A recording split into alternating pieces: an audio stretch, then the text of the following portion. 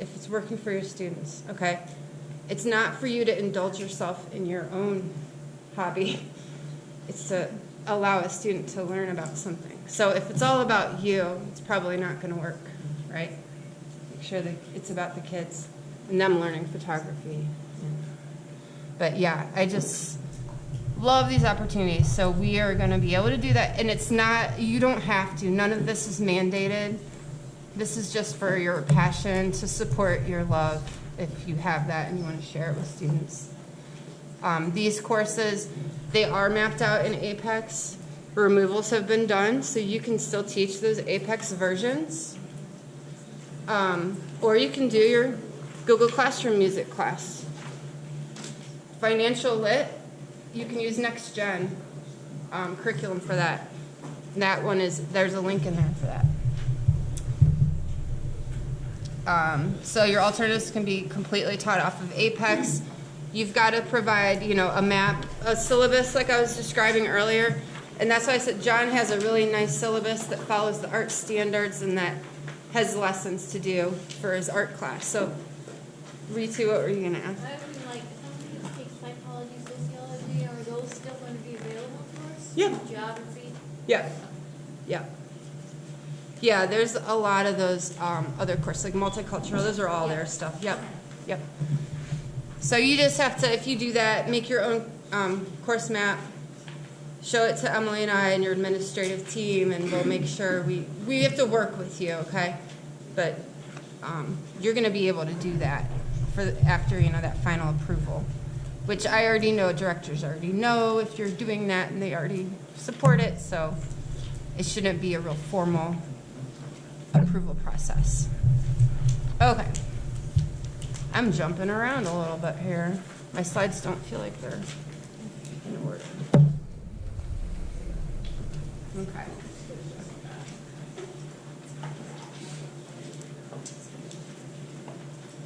All right, so I think Amy Kenyon and Rachel McDonald at Old Brook.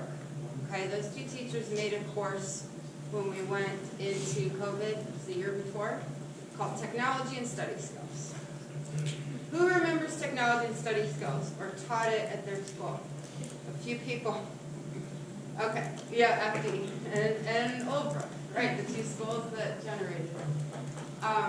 What we did, we took that concept, and we know we have a lot of students that there's now an orientation non-negotiable checklist that the administrators have been told they have to follow.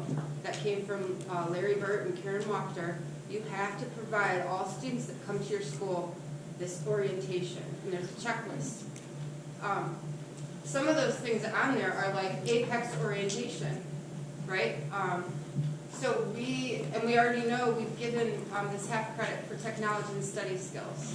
So we kind of can join the two. We're going to use the orientation checklist and some other skills, and we call it Jumpstart, so that each student that comes to your school should get this half credit called Jumpstart, which is going to include their orientation plus some other activities, okay? So each student can start, get acclimated really well to the school's rules, culture, all the programs they have to use, allow us to get baseline data, especially critical for any student that is on an intervention plan. We really want to try to get as much baseline data when they first enroll with us. So you will see in Jumpstart, we're going to include more measures, more places where ISs can get some info, because their data is usually so far back you can't use it and you need new.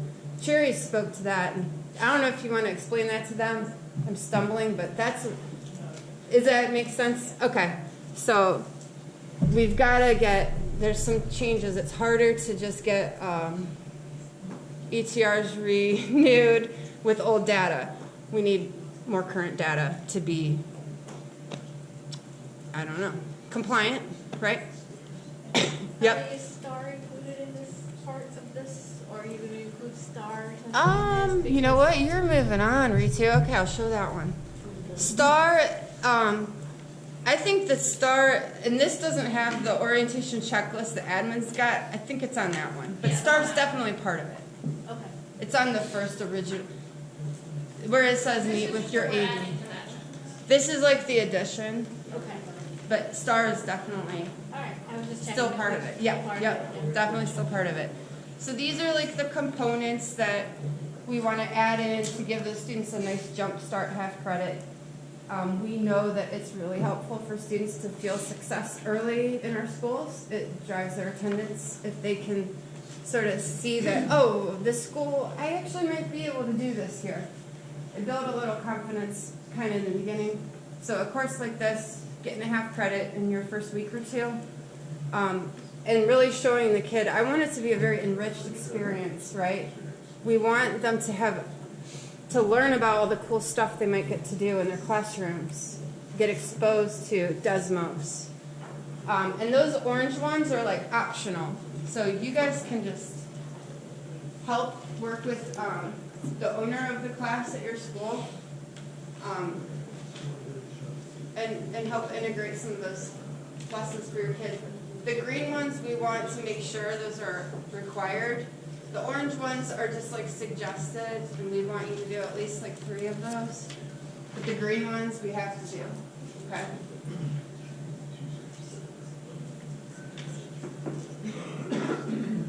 All right. So a lot going on, huh? Okay. Is this my last slide? It was before. I think it's not. Yeah, just the 2 attached things. Okay, and then I'll go back and show the examples a little bit. All right, guys, so I think, yeah, it's 2 o'clock. All right.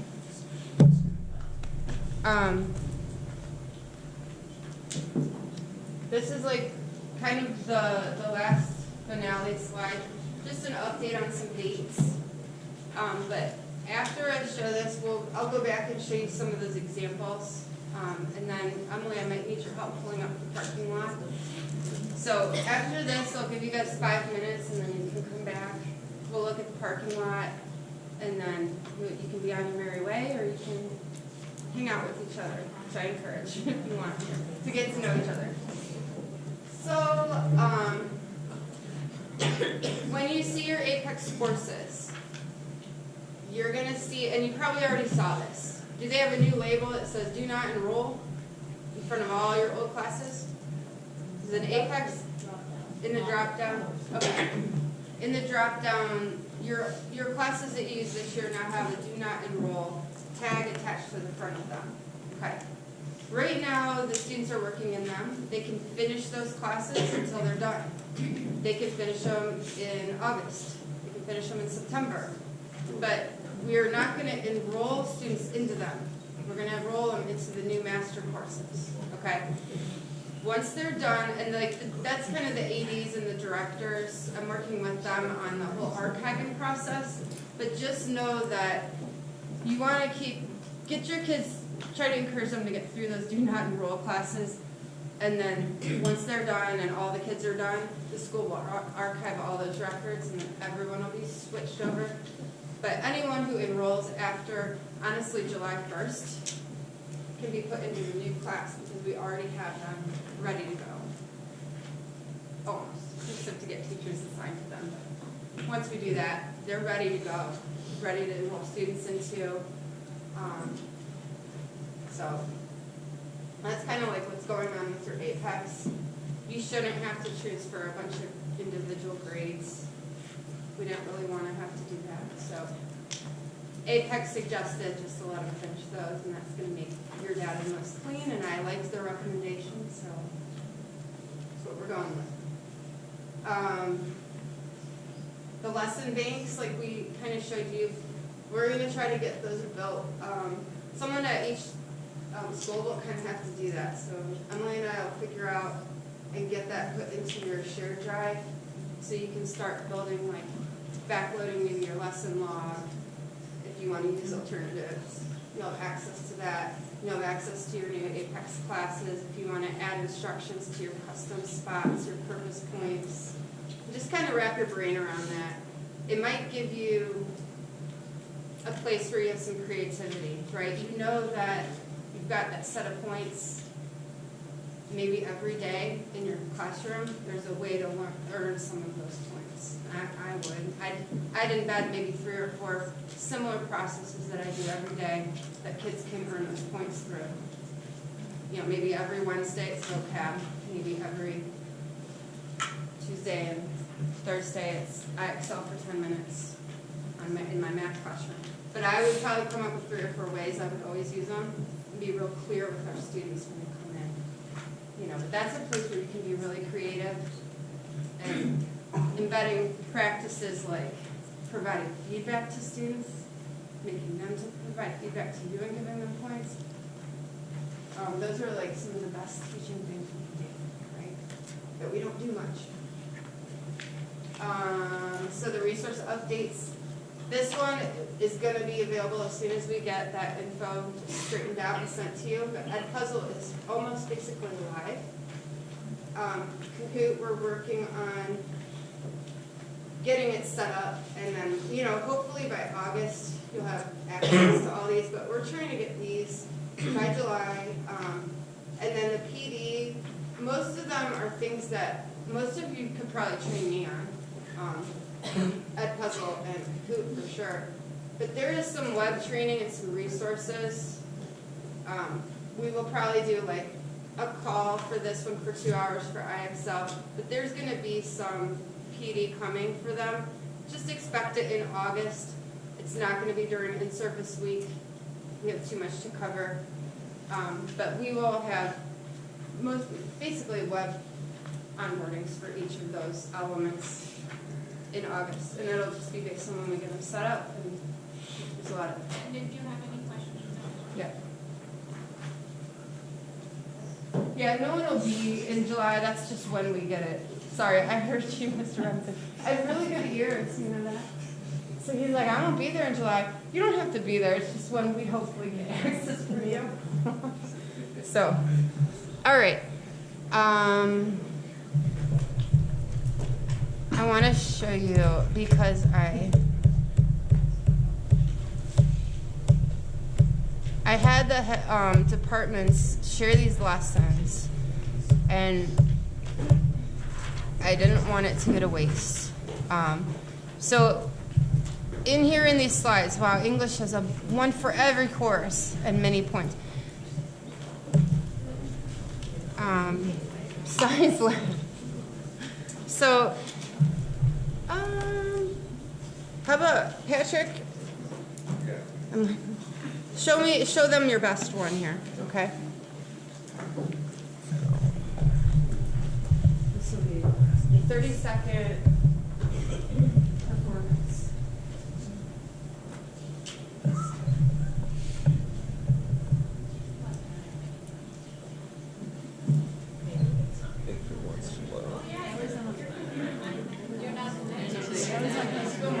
Oh. No, it's, I don't, you're not connected to the internet.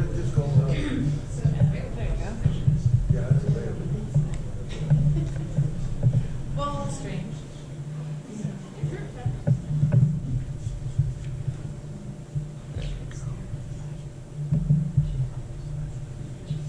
All right, so science people, I know you're mostly over here. This is a really good replacement lab for the unit on evolution and natural selection.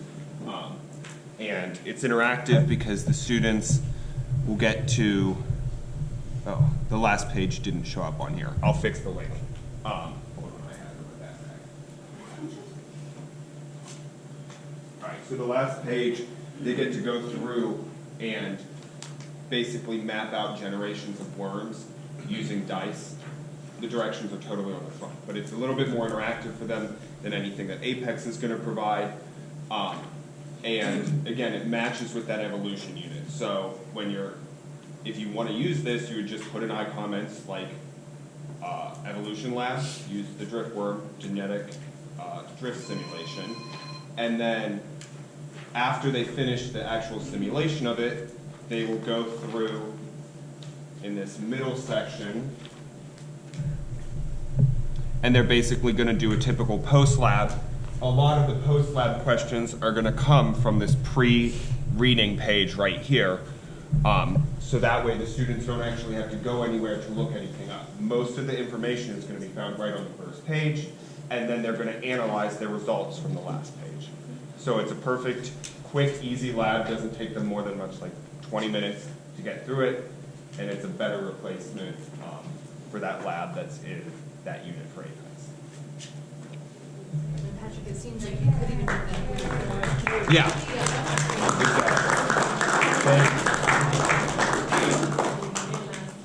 And then if they ever want hard copies, I have hard copies. Yes, I got you. Okay. Is your zombie fungus Yeah. one on there? Yeah, so this, it's on there, yeah, I just have to update it. So I have an example lesson for each class. I like this one for Macbeth. Instead of the practice, it's 6-1-10, and it's like create annotations about a scene from Macbeth or something like that. We do something a little bit more interactive. We do a one-pager. So students will create like a one-page document that has an image, has notable quotes. Oh, of course I didn't. I missed it too, sorry. There were some examples on there. I'll fix the link. Notable quotes, real life connections to the scene. A lot of people will draw the scene where he's like seeing the dagger, like hallucinating kind of, and it's a manifestation of like guilt and pride and the desire to become king, and kids talk about like what it feels like to be guilty and how it can eat them alive. We like to do that instead of the annotations. I have a couple for 10 and 11 and 12 as well. We use this review form not only just for The Tempest, but for American Born Chinese. We'll have students write a review for a specific chapter. Now it's on Disney Plus, so students could also watch an episode if they have access to Disney Plus or you provide it to them. But I wanted to show you for like purpose points, what we plan to do is a lot of EOC prep for English 10. We also like the Common Lit target lessons, and we've talked about that before at our English department meetings. I think target lessons are a really good place to use your purpose points. Do something with like sentence structure. It's not really a standard that we're super concerned about when it comes to Apex work, but I think before taking the test, like it's good to go over compound, simple, complex, and compound, complex sentences, and read a story and actually like mark the sentence types. Well, my first line was about 10 characters. Like my note, I mean, there's only so, I don't know. We'll have to bridge those things if we come to them, I guess. So, all right, guys. Replacement and alternative lessons. I shared this for new teacher training this year. And these are just reasons why we might replace something, right? And why it's good for kids. So you can use Google Projects, assignments. You can use direct instruction, field trips. These things all work really well. This is an example of someone being, I think, caught being an engaging teacher. So, This is. quick video that doesn't. No, and that It's one okay. actually is Patrick's 3D printer. That's okay. The one that you were talking about, Alex, later. Okay, It's so that never mind. slide. All right. But those are examples of things I've seen done really well, executed really well. Lots of kids love the projects, and they got points for those. All right? If you wanted to see that one, Allie, it is on slide 6. Oh, that's all right. Okay. Okay, so just to keep going, you have seen the resource survey, hopefully.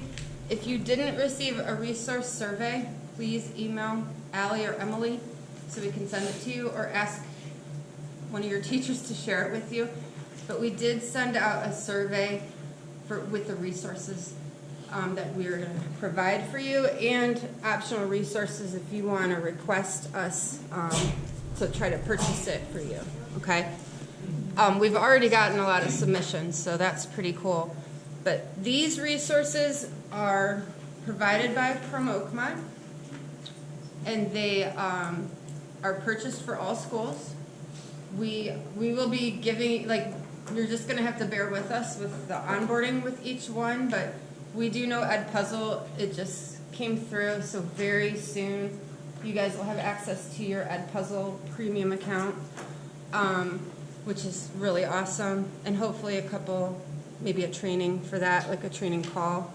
But those resources, Kahoot, we thought was beneficial for everyone to have the paid version, and it will expand our ability to use it as cross-curricular activities, and so that seemed to go really well.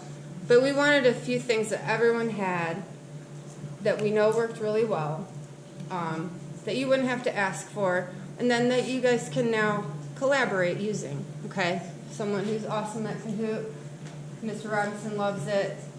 I have a lot of teachers that love it. Like Ed Jones loves it. Ed Puzzle is just super cool. So anyway, you all have it. And Kahoot. These other ones, Clever is our single sign-on. So students will sign on through one login next year. As all these things kind of fall into place. We have IXL for everyone. We have IXL for Math? reading and math. Reading and English math? So that will be happening soon with the Clever. The Clever integration has to figure out how to talk just to all gonna these take a things. little while. But yes, we have IXL for reading and math for everyone. And then we just signed the Ed Puzzle contract, and we're still working on Kahoot, but those should come through soon. Yep. And with Scholastic magazines, like, we've been doing those. If you use them or want different ones, just let me know. We'll figure that out too. So then, Mind Play is also a really cool tool, and it's for literacy, and for dyslexia screener, I think. But that is going to be used within our intervention specialists labs for focused learning and addressing reading high-level needs. It's a really good program for just helping kids learn how to read, honestly. So that'll be used in the intervention classrooms this year, and maybe if that goes well, we might expand that out as well. But Mind Play is pretty cool. All right, and your Google stuff you already have and you'll still have. One cool thing, so YouTube Education is on here. Ed Puzzle actually they have access to YouTube Education in their platform, and they have a filter. So everyone, because you now have Ed Puzzle, has the filtered version of YouTube as well because it's in there. And so you should not have any problem with using any video next year. If it's in YouTube Education, you could go through and grab it in Ed Puzzle because that's one of the features in there if you want to do it that way. But it'll all be open and filtered to the education side of things. So these are some of the things you might have seen on the survey to fill out and maybe ask for if you want the paid premium prescription for your students. As long as you're going to use it a lot, you can demonstrate at the end of the year that you used it a lot, and then we'll probably consider buying it again for you, okay? So if you want something, just make sure you use it, measure how you're using it, measure if it's effective with your kids, and then ask for it the next year, okay? But these are some of the things we put on there. I also said, might not have it all on there. If you know of something else, request something that isn't on there, and we'll look at it, okay? When you request something using that form, it doesn't mean you're getting it. It's not like you're buying it. We actually have to look at it, and then we have to get approval and see if there's money in your school to pay for it. But they allowed us to do that. They told us to do it this way, so I'm hoping that means they'll be able to support purchasing a lot of them. Okay, but it never hurts to ask is always what I say. So that's our resources. And yeah, that next gen financial literacy platform, you can use that for financial literacy as well instead of the Apex one. And that we've used before. And Allie, they give you the full. They get The full units. it's They great. get units per, the next gen one gives it per unit. So. Yeah. Yeah, that is a super cool platform. That's from ODE. So, all right, that was the survey. This is the little nutshell process we came up with. if you wouldn't, if you guys know right now, it'd be really helpful for you to fill those out before the last day of school. And Emily and I will try to go through and then go through the review and a budget approval process to try to get anything you guys ask for before the last day of school. We're gonna try to get it for you before school starts in August. That's our goal. If you are waiting and not sure, so that'll be like your first deadline, if you want it, and you want to try to get it for August start. If you're not sure, you still have till September to look into things, decide. September 1st, make sure all requests are in, and we'll try to get it to you by the 30th of September. So there's kind of 2 deadlines to think about. You can fill it out more than once. It's fine. It's like an ordering form. All right?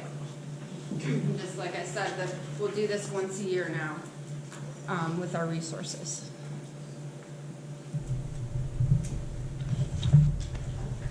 Okay. So this is the last guideline. Accountability. All right. So it's great to write a plan and write some things down. If we don't check it or measure it, we'll never know if we're even actually implementing it or if it's working.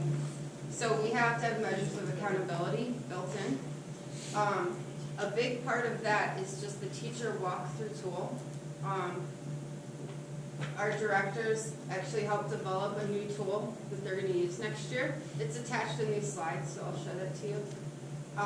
So they'll provide evaluations and walkthroughs monthly with feedback. That's our goal. We want to do that for teachers.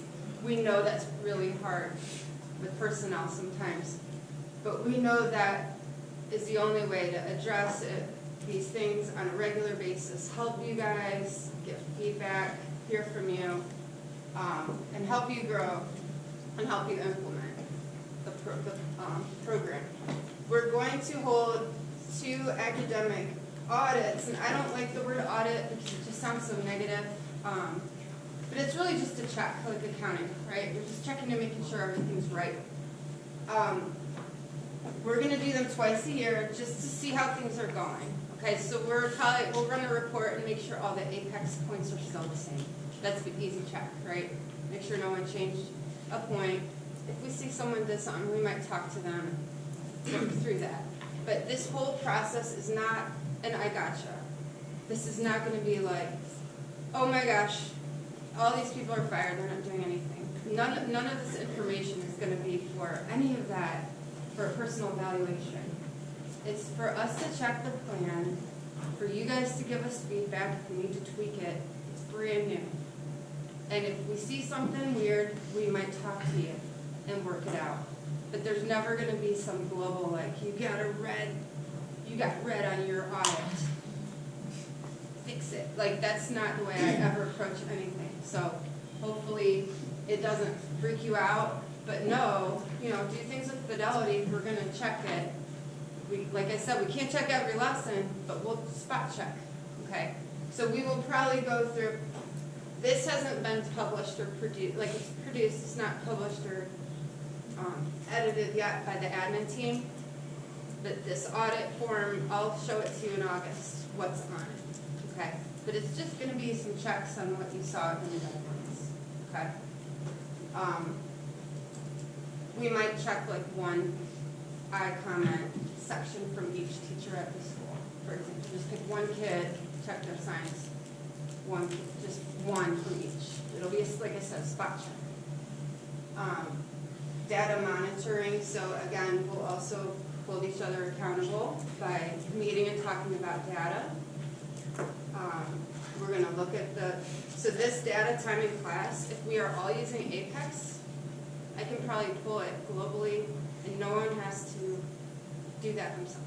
Enter the start date and the end date. This is another reason why we want to use one grade book, right? But we can monitor time in class. The important side of that, guys, is just making sure you're grading on a timely basis, okay? You should really grade everything within probably the week that the kid finishes it. That was my good aim. I'm like, if they turn it in, I gotta get the grade in there by Friday. Every week, I cleaned up my grades. So that'll make that time in class data more accurate. If you guys have more time with your entering grades and things like that. But that's really it. We're gonna do a check and audit, see if we need to improve or change stuff for the first round, and then we'll do a second audit. So evaluations, I'll show you that form, and then data mining. All right. All right, so this is the walkthrough tool and how the team decided to do this. So it won't be every month, but about 7 to 8 times per year. And someone will walk through and fill this form out for you. It